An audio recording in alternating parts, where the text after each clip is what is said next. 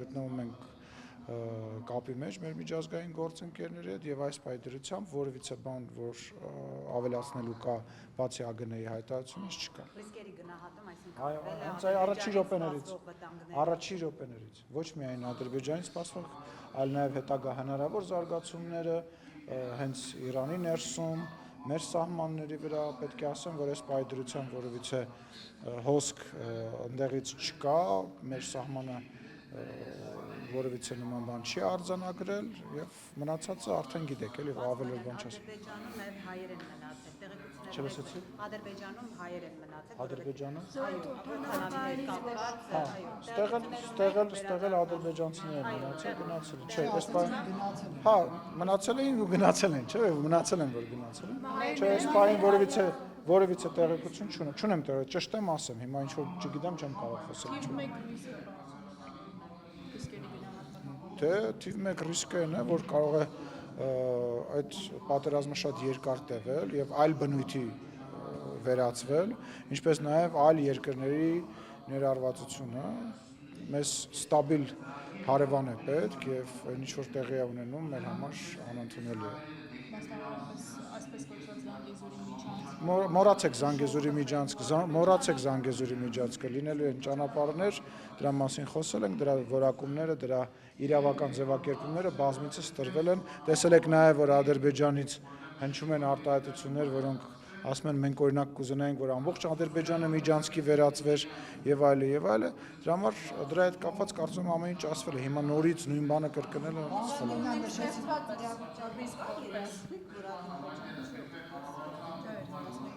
Լուսինեն ջան, ես քաղաքական առումով եմ ասում մոռացեք եւ ռազմական առումով էլ արդեն ռազմական գերատեսչության ղեկավարը կպատասխանի,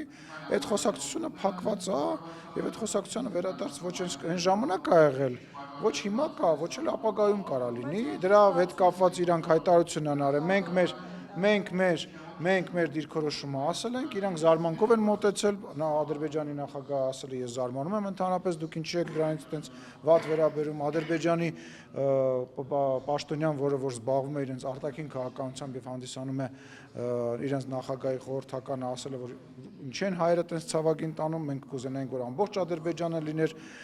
միջանցք, իսկ հայկական կողմը ասում է, որ այո, Հայաստանի Հանրապետությունով կարող են անցնել տրանսպորտային միջոցներ, Հայաստանի Հանրապետության ինքնիշխանության, իրավազորության ներքո եւ այդ դրա հետ կապված ներկայացվել է խաղաղության խաչմերուկ ծրագիրը, այդ խաղաղության խաչմերուկ ծրագիրը քննարկվում է տարածաշրջանի բոլոր երկրների հետ եւ ոչ միայն տարածաշրջանի բոլոր երկրների հետ եւ Հայաստանի Հանրապետությունը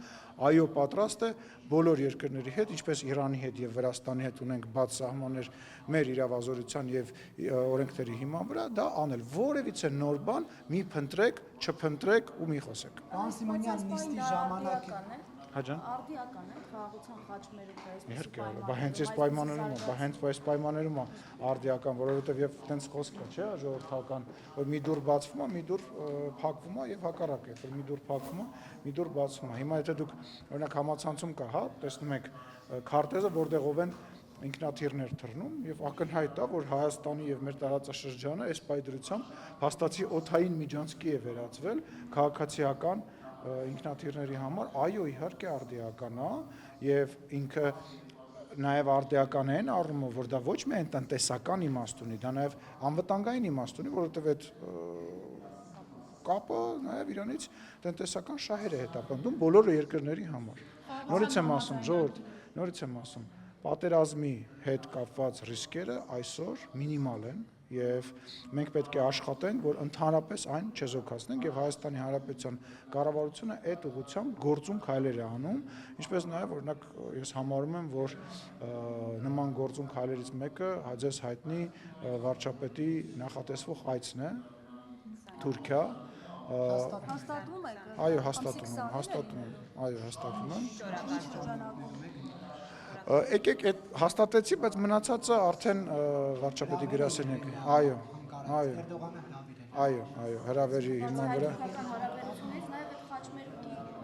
Բոլոր հարցերը տարածաշրջանային քննարկվելու են եւ ես կարծում եմ այդ այցը պատմական է, որովհետեւ Հայաստանի Հանրապետության ղեկավարը առաջին անգամ նման մակարդակի այց է իրականացնելու։ Լսեք, ես հիմա դժվարանում եմ անունը ասել, պաշտոնական աշխատանքային է, բայց որ դա երկկողմ այց է եւ հրավեր է արվել նախագահի կողմից եւ հենց այդ ֆորմատով է լինելու,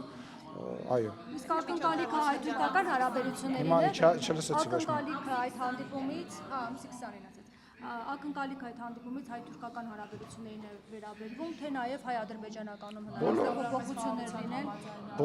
Բոլոր հնարավոր։ Տեսեք, բոլոր հնարավոր հարցերին, որոնք որ հնարավոր կլինի քննարկել, այդ հարցերը կքննարկվեն։ Ոչ մի արտառոց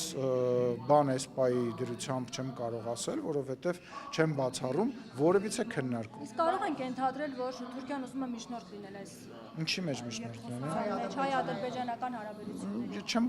Չեմ կարծում, որ նման գնահատականներ տալը ճիշտ է։ Ես կարծում եմ, որ Հայաստանը եւ Ադրբեջանը որևիցե մի երկրի, նույնիսկ ոչ տարածաշրջանային երկրի աջակցությամբ կամ որևիցե մի մայրաքաղաքում, եթե խաղաղության պայմանագիր ստորագրեն, դա կլինի բոլորի շահերից, բայց ինչպես տեսակ, խաղաղության պայմանագիրը Ադրբեջանը եւ Հայաստանը ավարտին հասցրեցին միասնական եւ երկու կողմը կորոշեն էլի, երբ որ դրա ժամանակը գա, թե որտեղ կկնքեն, ինչ միջնորդություն կլինի միջնորդություն, թե ընդհանրապես միջնորդության կարիք չի լինի, թե այլ ֆորմատ կլինի, որտեղ դիվանագիտական բանում տարբեր ֆորմատներ գոյություն ունեն եւ ես չեմ բացառում, որ այլ ֆորմատների քննարկում նույնպես տեղի կունենա եւ ինչ որ մի ֆորմատ կընտրվի։ Այսինքն կարող ենք ենթադրել, որ մոտ են խաղաղության պայմանագրի կնքմանը։ Չգիտեմ։ Ինչ կազմում է։ Չգիտեմ։ Բացմանի մտահոգություն կա Չգիտեմ, ինձ է որ երբ որ Դուք մեկ եք տեղափոխվել։ չէ, պարզապես Պարոն Սիմոնյան, մտահոգություն կան դիմադիր դաշտից, որ երբ որ Նիկոլ Փաշինյանը Թուրքիա է գնում, այդ ընթացքում հնարավոր է նաև որոշակի առաջարկներ, պահանջներ Թուրքիայից դրվի Հայաստանի առջև։ Դուք հետում եք, որ Թուրքիան կարող է ինչ-որ բան առաջարկել եւ Հայաստանը կատարել դա։ Չգիտեմ ինչ եք հարցնում ուզում հասկանալ։ Իսկ որ Փարիզ է գնում կամ Վաշինգտոն է կամ Մոսկվա է գնում կամ ինչ որ մի, ասենք, ինչ որ մի հատ ուրիշ երկրի ղեկավար է գալիս, մի տեսակ բան, լսեք, մեր ընդդիմությունը շատ թույլ ընդդիմություն է քաղաքականապես եւ քաղաքականությունից շատ հեռու է։ Իրանք նոր են սովորում քաղաքականությունը ինչ է, որտեղ իրենք իրենց ժամանակին քաղաքականություն չի եղել է մեկ անձի հրամայական եւ տենց խաղի կանոններ։ Իրանք նոր են սովորում ընդդիմություն լինել եւ ես ներողություն եմ խնդրում, բայց ես քաղաքագիտության հարցեր դասավանդելով, քաղաքագիտություն դասավանդելով չեմ զբաղվել։ Թող գնան պարապեն, ասելիք ձևավորեն, գան, հետներս բանավիճեն։ Այդ բանավեճի վայրը այստեղ է, որտեղ իրանք չեն գալիս։ Թող գան բանավեճեն։ Լսեք, ինչ կարող է այդ հարցը դրվի, իսկ կարող է մեծ նվերներ տա, իսկ կարող է Փաշինյան նվերներ տա, կարող է մի բաժան, այդ ինչ խոսակցություն է։ Իսկ մեր պաշտոնյաները, ներողություն, իսկ մեր պաշտոնյաները չեն խոսում։ Մենք մեր դիրքորոշումը չենք ասում։ Զանգեզուրի Միջանցքի մասին նոր դեպք չեք խոսում։ Իսկ ով ասեց, դե ձևակերպման խնդիր է, հիմա կարաս քաղաքական գործչին ասես քաղաքական գործիչ, կարաս ասես, որ ինքը քաղաքական գործիչ չի, սկսնակ է, լրագրողին կարաս ասես, որ ինքը վարձու կիլլեր է ինչ-որ մեկից փող է վերցնում, որ գա ես մի քաղաքական գործչին սպանի, կարաս ասես, որ ինքը արեստավարժ է, այդ գիտես ինչ, ճաշակի հարց է, բայց իրողությունը մնում է հետևյալը, այն ինչ որ իրանք ասում էին, այն ինչ որ մեր լրատվամիջոցները հաճախ ասում են, հետո լույսը բացվում է, սկսում են բացատրել, թե ինչի, օրինակ այդ լուրջ լրատվամիջոցի ասած իրականություն չդարավ, բայց ոնց ստացվեց, որ պատերազմից հետո ասում էին, որ ինքը չի կարողանալու բանակցեց եւ 17 կետանոց խաղաղության պայմանագիր բերեց, որը երկկողմ բոլոր կետերի մասով, լավ, իսկ այն թղթի վերաբերյալ, որը վերաբերում էր սահմանագծման, սահմանազատման, ասում եք Ալիևը չի ստորագրելու, Ալիևը ստորագրեց այդ փաստաթղթը, ժողովուրդ, ես հասկանում եմ, հեսա կվերադառնանք սահմանազատման գործընթացին, եւ ես հասկանում եմ, որ տենց մի հատ արտահայտություն կա հայտնի, էլի, որ ասում է, երբ որ մեկը ջրի վրայով քայլի, միշտ մեկը կգտնվի, որ կասի, հա, լողանալ հաստատ չգիտի, դրա համար է ջրի վրայով։ Այդ տրամաբանությամբ եք շատ։ Ինչ վերաբերում է սահմանազատման եւ սահմանագծման սահմանագծման հետ կապված դա մեր մեծագույն հաջողություններից մեկն է, որտեղ որ մենք ֆիքսել ենք Հայաստանի Հանրապետության, սա շարունակվում է։ Սկող իշխանություն չեք ավելի շատ։ Լսի, 2020 թվականի նոյեմբերի 9-ից հետո ամենածայրահեղ եւ ամենավատ գնահատականներով էլ սկող, էլ պարտված, էլ դավաճան, էլ հողատու ինչ տեսակի բան ասեցին, չէ՞։ Տեսակ 2021 թվականին ով սկեց ու ով սկծրեց, ով միջև քոքը մաշվեց, ով քոքը մաշացրեց։ Տեսակ։ Ես այնքան ուրախ եմ։ Եթե իմանայի, չէ, ես որ իմանայի, չէ, ոչ մեկ արժանի չի որ ծեծեն, նույնիսկ Ռոբերտ Քոչարյանը կամ իր տղան էս դահլիճում արժանի չի որ ծեծ ուտի, նույնիսկ լրագրողները արժանի չեն որ ծեծ ուտեն։ Ինչի մենք ներողություն, բայց մենք դրա մասին չենք խոսում։ Հիմա Ռոբերտ Քոչարյանի հարցին պատասխանեմ, հետո Վահե Մակարյանի հարցին չմոռանաս, խնդրում։ Ռոբերտ Քոչարյանի ինձ դատի տալու մասով շատ ուրախ եմ։ Եթե իմանայի, որ դատի է տալու, նույնիսկ պատրաստ էի, ես բանը վճարեի այդ գույքը հարկա, ինչա կոչվում այդ պետական турքը պատրաստ էի վճարել, բայց դե հիմա դիմել է 9 միլիոն դրամ փող ա ուզում ինձնից, վստահ եմ, որ այդ 200 միլիոն դոլարին այդ 9 միլիոնը ճիշտ է բան չի փոխելու, բայց էլի տենց։ Պետք է կրճատեք ձեր ծախսերը, որ կարողանաք վճարել։ Չէ, ես չեմ կարծում, որ նախ ինքը այդ դատը հաղթելու է, որովհետև ես որքան հասկանում եմ, ես որքան ինչ պետք է ապացուցեմ իմ ասածները, որ ես իմ գնահատականները տվել եմ, հա, այսինքն այն բանը, որ Ռոբերտ Քոչարյանին մեղադրում են մարդասպան լինելու մեջ, մարտի 1-ի, հոկտեմբերի 27-ի, Պողոս Պողոսյանի, այդ դրանք ես պետք է ապացուցեմ, կարծում եմ ինքը պետք է գա ապացուցի, որ ինքը մարդասպան չի, թալանչի չի եւ ինքը մենք հիմա դատական նիստ ենք, լավ, մենք հիմա դատական նիստ ենք, դու որպես մարդ, որը ինձ պարտվել ես դատական նիստում հասկանում եմ, որ դրանք լավ գիտես, բայց ինչի պետք է կանչեն, քաղաքացիական գործով չեն կանչում, փաստաբանս կգնա, անիջան լավ, իմ ու քո երեկոն չի, իմ ու քո բարեկամության երեկոն չի, մնացած հետ կապված գործընկերները հարցին, հա։ Ազգային ժողովի տարածքից պատգամավորի անցաթղթով ներս մտած լրագրողին Վահեին, հա, անվտանգության աշխատակիցների միջոցով դուրս հանել ինչքանով էր տեղին բան։ Տեսեք, գոյություն ունի կանոն, որով որ լրագրողները կարող են գործել ազգային ժողովում։ Այդ կանոնի համաձայն դուք օրինակ հավատարմագրում եք ստանում եւ հավատարմագրվելով կարողանում եք ձեր գործունեությունը իրականացնել։ Երբ որ պատգամավորը անցաթուղթ է իջացնում, դա նույնպես ունի իր կանոնները։ Այդ կանոնների մեջ ենթադրում է, որ օգնականը գալիս է, ուղեկցում է անձին պատգամավորի սենյակ եւ հետո ուղեկցում է սենյակից դուրս։ Ձեր նշած անձը եկել էր նստել էր բանի այդ հանձնաժողովի նիստին եւ լրատվական գործունեություն էր իրականացնում։ Հիմա կարելի է վերջացնեմ, ժողովուրդ կլինի վերջացնեմ։ Հիմա եկեք sense մի բան պայման, ինչով է ձեր նշած անձը ավելի մեծ առավելություններ ունենում ձեզանից, որ դուք հավատարմագրվում եք, ինչ որ process եք անցնում, իսկ ինքը կարող է ուղղակի բանով գա անցնել, դա մեկ, երկրորդը այն անձը, որ իրեն թուղթ է տվել, որ ինքը ներս մտի, նույնպես իրեն ասել է, որ պետք չի, որ ինքը գա մասնակցի եւ խնդրել է, որ իրան դուրս դնել այս process-ին, Գեգամ Մանուկյանն է այդ անձը, ես անձամբ զրուցել եմ իր հետ, ուստի ստացվում է, որ ձեր նշած անձը ուղղակի ներսի կանոններն է խախտել եւ ներսի կանոնները բոլորի համար նույնն են։ Վերադառնանք Նարեկ Մալյանին, ասեք լսում եմ, ինչ եք ասում։ Նարեկ Մալյանը եկել էր Մամիկյանի մոտ, բայց մտել է Աղվան Վարդանյանի սենյակ, այդ դեպքում մենք պարոն Աղվան Վարդանյանից կամ պարոն Մամիկյանից որևիցե բողոք չենք ստացել եւ որևիցե ակնհայտ էր, ումից էր պես ստանալ, ասենք ակնհայտ էր։ Ինչ կանոնակը։ Նախ Նարեկը Մալյան չէր եկել լրագրողական գործունեություն իրականացնում, մեկ, երկրորդը։ Ինչի տանենք Մամիկյանի սենյակ, Նարեկին Մալյան հանել են։ Ախր Գեգամն էլ չէր ուզում որ գնա իր սենյակ, Գեգամ Մանուկյան նույնպես ասում էր որ սխալ է։ Ժողովուրդ, տեսեք, վերջացրեք այդ ես հասկանում եմ ձեր ցանկությունը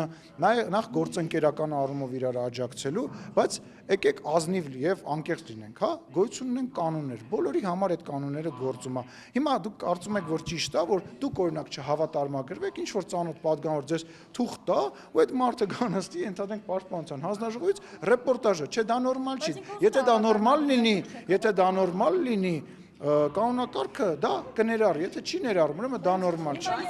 Չեք հավատարմագրել։ Լավ էլի,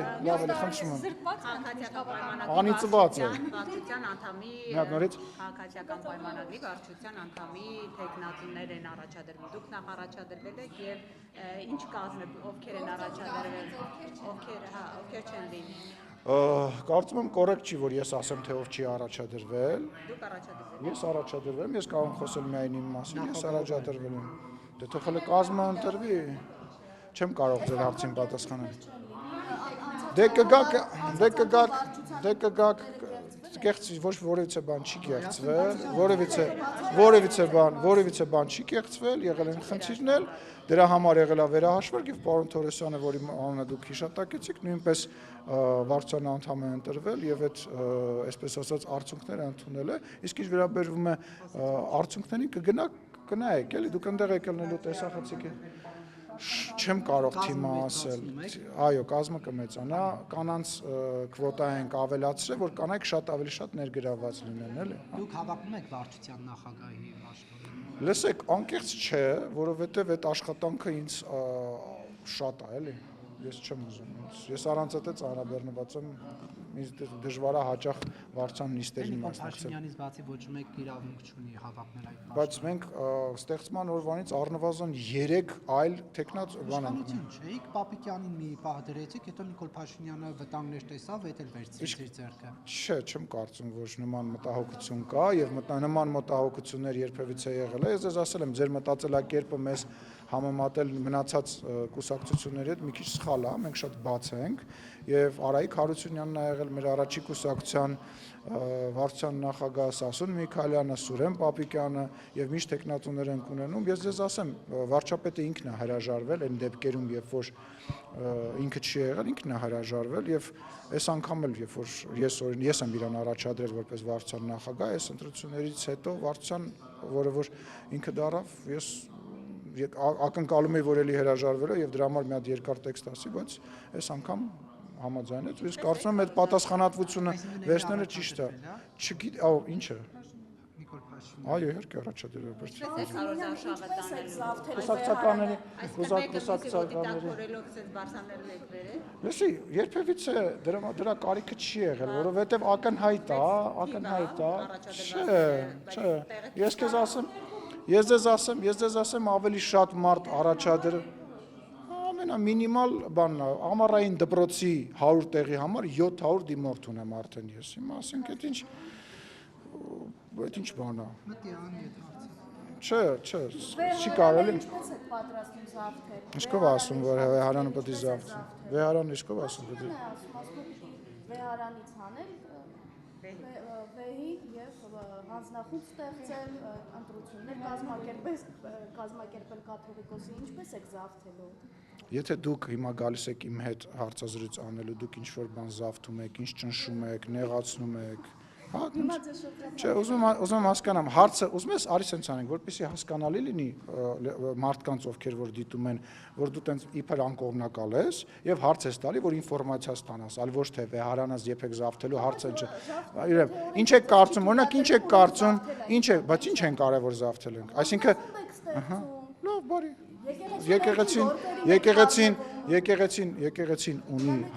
Եկեղեցին ունի հատուկ կարգավիճակ եւ սահմանությամբ սահմանված է, որ ունի հատուկ կարգավիճակ եւ Հայաստանի Հանրապետությունը բնական է պետքա իմ նաեւ կարծիքով իր դերակատարումը ունենա այդ կառույցի մեջ եւ դա մեր կարծիքն է, գիտես ինչ Սահմանությունը գրած է, որ մենք որևիցե կարծիք պետքա չունենանք, այդ ոնց է, որ սահմանության այն հոդվածը, որ ձեզ ձեռա տալիս Դուք չեք կարող կաթողիկոսի ընտրությունները կազմակերպել։ Բայց հələ սպասի, ինչ ես, բայց հələ սպասի, ես ինչ խումբ ուզենամ կարամ ստեղծեմ։ Այդ դուք կարաք 4-5 հոգով հավաքվեք, ասեք մենք 3 հոգով հավաքվում եք, կամ մի հոգի ինտերնետա ձեռեն գնում, հայտարարում է, որ ինքը լրագրող է։ Ես պետության բարձրաստիճան ներկայացուցիչ չեմ կարող ասել, որ այդտեղ խնդիր կա եւ ես ուզում եմ պետությունը ուզում է այդ խնդրով զբաղվի։ Տեսեք, շատ կարեւոր է։ Այդ մենք մշտապես խոսացել ենք, որ այդ կառույցի հետ կապված բազմաթիվ խնդիրներ կան։ Այդ կառույցը հիմնված է հարգանքի վրա, այդ կառույցը հիմնված է հավատի վրա։ Հիմա դուք եկել եք ինձ հարցեր եք տալի, հիմա ես ներողություն եմ խնդրում ձեզանից եւ մի հարց ունեմ ձեզ։ հռետորական հարց ունեմ ձեզ։ Արդյոք դուք sense համարցակ լրագրողներով, այսինքն խելացի լրագրողներով երբևիցե հարցրել եք կաթողիկոսին կամ որևիցե սրբազանին, այնուամենայնիվ երեխա ունի թե չունի։ Ես մի հարց եմ տալի։ Գնում եք, հարցնում եք, կարամ խոսեմ։ Գնում եք, հարցնում եք, ձեզ կներեք, ներողություն եմ խնդրում, լապշա են կախում եւ ասում են, գիտեք ինչ, այդ հարցերն են, որոնք չեն տրվում եւ արդյոք ու սկսում են կոսմոսից խոսալ։ Հիմա ասենց լավերով, լրատվական դաշտի, համարներով, խելացիներով, մի հատ խնդրում եմ ձեզ, կարող եք արդյոք այդ ինֆորմացիան բերել, ինձ պետք չի, ես գիտեմ որ ունի, եւ մեր հանրությանը ներկայացնել, տեսեք, լսեք, եթե գերակա հարց չի, ուրեմն դա կմնա եւ կմարի, բայց այդ հարցը չի մարելու։ Ընդհակառակը 2010, սաղ աշխարհը գիտեմ ասել, 2018 թվականից սկսած այդ խնդրեմը մշտապես եղել, կարամ խոսամ, հերիքա ընդհատես։ Այդ խնդրեմը մշտապես եղել է ու մշտապես իշխանությունը 2018 թվականից սկսված փորձել է դրան չանդրադառնալ, բայց այն ամեն ինչ որ կատարվում է հիմա, ժողովուրդ առնվազն պետք է Հայաստանի Հանրապետությունը, հայ ժողովուրդը ունենա նոր կաթողիկոս, ինչ որ չափանիշներին համապատասխանող։ Իրանք իրար մեջից կընտրեն, ներողություն, քաղաքացիական պայմանագրի, լուսինե, քաղաքացիական պայմանագիր կուսակցության վարչությունում չի ընտրվելու այդ կաթողիկոսը։ Այդ կաթողիկոսի չափանիշների, նոր կաթողիկոսի չափանիշների մասին գրված է հենց իրանց կանոնակարգերում։ Եվ ախր այդ իրանք չեն։ Լուսինե, իրենք չեն։ Դուք հասկանում եք, իրանք խնդրեմը կայանում է նրանում, որ իրանց ընկալումը եւ այդ ընկալումը, որ իրանք ներշնչել են ձեզ ու որոշ որ մեր քաղաքացիներին, որ եկեղեցին իրանց բանն է,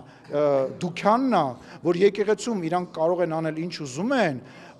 ինչ հնարավոր է անել, բայց երբ որ գալիս ասում ես, գիտես ինչ, եղբայր, սա իմ հավատի, չընդհատես եւս, կվերջացնեմ ու երբևիցե քեզ հարցազրույց չեմ տա։ Երբ որ որևիցե մեկին չեմ տա, այդ կարգու կանոնը հերիք եղավ, ինձ ընդհատեք։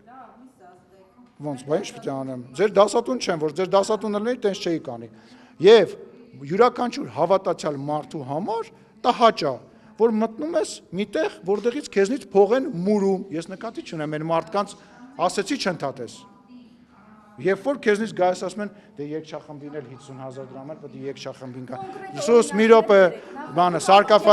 սարկավագին էս ինչը։ Ես եկեղեցին չեմ թիրախավորում։ Ես եկեղեցին չեմ թիրախավորում։ Դուք, ես ներողություն եմ խնդրում։ Ես բարձրաստիճան պաշտոնյա եմ։ Այո, բարձրաստիճան։ Երբ որ դու ինձ հարց ես տալիս, դու Հայաստանի Հանրապետությունն ես թիրախավորում։ Դուք քաղաքական, դուք մի Մի հատ հարց եմ տալիս։ քաղաքական պատասխանատվություն Ես հավատացյալ մարդ եմ։ Իրանք էլ հավատի։ Հիմա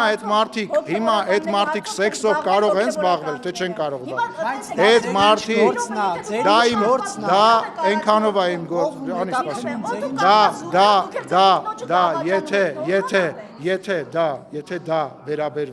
Եթե դա վերաբերվում է հավատին, եւ ես կուսակրոն ինչ որ մեկն եմ, այո, դա կարող է հանրության քննարկման արժ դառնալ։ Իհարկե,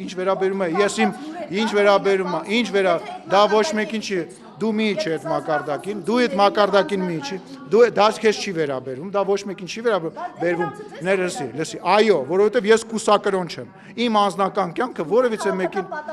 օքեյ, մի ընտրի ինձ, Անիջան, չի կարելի նման բաներ խոսալ, քննարկել ով ումից է երեխա ունեցել, եթե ինքը կուսակրոն չի, որ լրագրողը ում է տա քնում, ումից փող ա վերցնում, չի կարելի, ես քեզ արգելում եմ, լսի անի, ուշադիր լսի,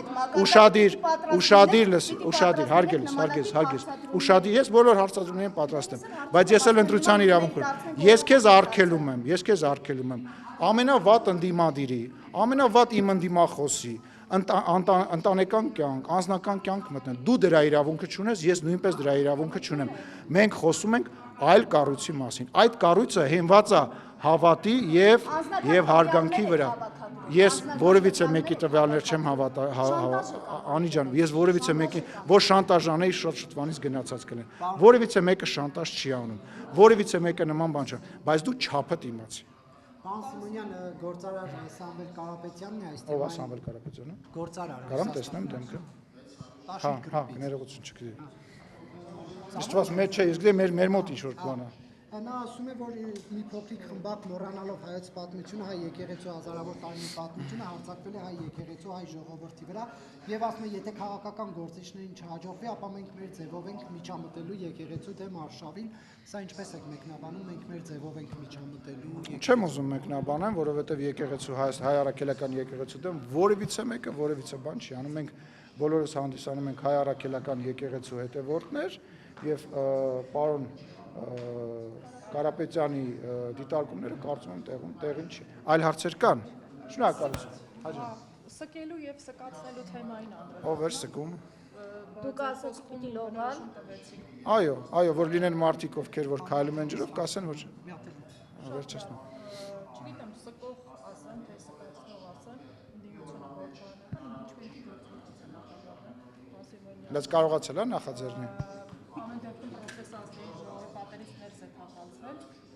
Խնդրում եմ ձեր դիտարկումները այս անգամ կհաջողվի դիմադրի գործընկերները։ Ծիծաղելի գործընթաց է։ Ես զարմանում եմ Սերժ Սարգսյանը ոնց է այդ գործընթացին տենց սատարում եւ Ռոբերտ Քոչյանը ոնց է ձևանում, որ իրանք այդ գործընթացին տենց այդ խաղը անկեղծ ասած տենց պոպկորնը ձեռներս նստած վայելում ենք, չենք հասկանում ինչի համար է այդ ամեն ինչը արվում եւ անկեղծ չեմ հասկանում։ Գիտեք ինչ, մեկ-մեկ նստում մտածում ասում ես, լավ, բա ինչ վերջը, ինչ, այսինքն պլանը որն է, անկեղծ ասած ժամանցային բան է դարել որից։ Սա ինչ որ քաղաքական նպատակ հետապնդող գործընթաց է, թե գործընթաց է ուղղակի դիմադի ֆորմի մեջ։ Դե ո՞նց կարա քաղաքական նպատակ հետապնդի։ Ուզում հասկանամ այդ նպատակը որն է։ Իրանք ենթադրում են, որ ինչ որ ձայներ են հավաք կամ ինչի է բերելու, ասենք իսկի դարից չեն գալի, նիստերի չեն գալիս, հիմա ընտրություններն է 350 օր բան է մնացել մոտավորապես, հա, ուզում հասկանամ այդ ինչ է։ Կաղա վերջում այդ խաղի մասնակիցը դառնալ։